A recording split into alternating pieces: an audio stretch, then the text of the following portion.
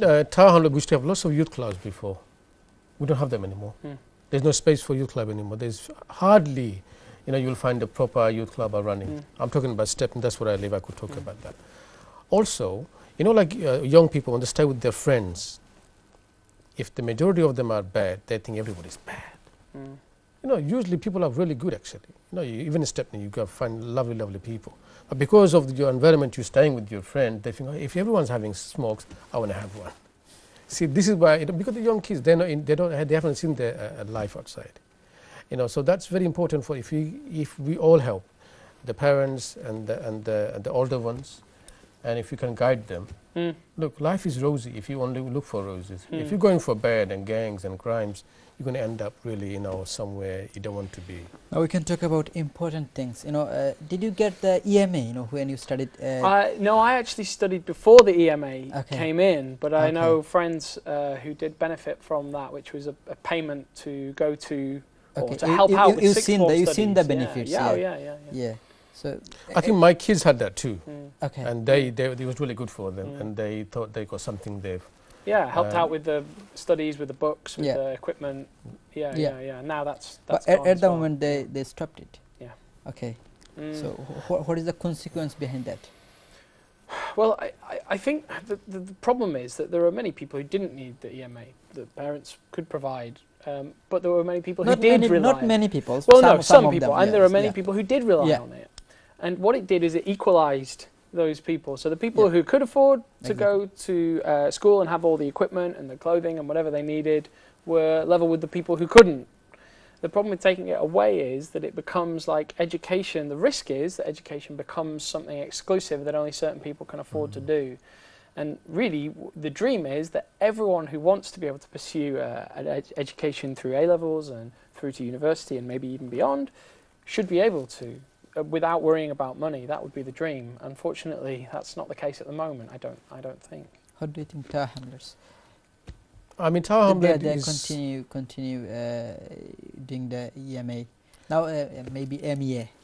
People are struggling in Tower Hamlets because Tower Hamlets is quite a poor area. It's known to people. But how they can survive to bring up EMA and education, MEA, what you call? That's why people. You have a choice. If you choose a government of really rich people, they will have they're having their say. If you choose a party like Labour Party or others, I don't support any of them. I do my vote with that. So you have a choice. People choose the government. You have to go along with it. So next time around, you can choose the right government for you. It's affecting people because, like the fee, if you go to university, £9,000. It's a lot of money. Yeah. You come out with their head saying, oh, I have to pay this much money, and how could you do that? This is affecting lots of young people too. Even my boy, he's 19, he's just gone by a week now. He said, is it worth it going? When I come out, I will have 18, 20, 30,000 pounds in my head. I have to pay them back. Why don't I just get a job? I said, no, whatever you do without any proper education, it's not easy to find the right job. Well, how did you manage your loans? Have you got the loans? I still have my student debt. Yeah, I still haven't paid it all off. And that was, as I say, when fees were lower. Yeah, it's difficult. I think there's a lot in what you've said, Ishaq, about the people being potentially put off in their minds, thinking, can I afford this debt to be mounting up? I think that's a dangerous way to think, because if you need to go to university, if you dream to go to university, if you want to do a job that really needs you to go to university, then hopefully that won't stand in the way, because, of course, if you've been to university, then the job that you can get afterwards will pay more, potentially, so you will be able to pay that off. But it's not easy. I sit here 12 years after graduating, 11 years after finishing my master's, and I still haven't paid off my student loan, and now there's no sign in the future of me doing that.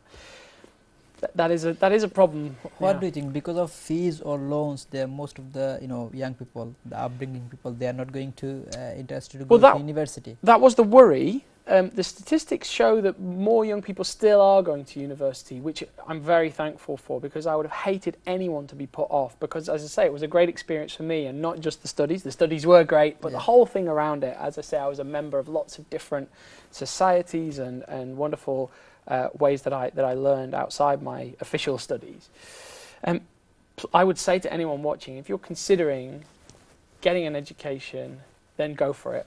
Go for it. But also, university isn't for everyone. So don't be pushed into doing it, because we need all kinds of people educated in different ways. Practical skills, trades. I'm thinking about people who need to do plumbing and people who need building skills. We have such a housing shortage in this country, in East London particularly. We need people who can build houses, and so we need all different kinds of skills, I think.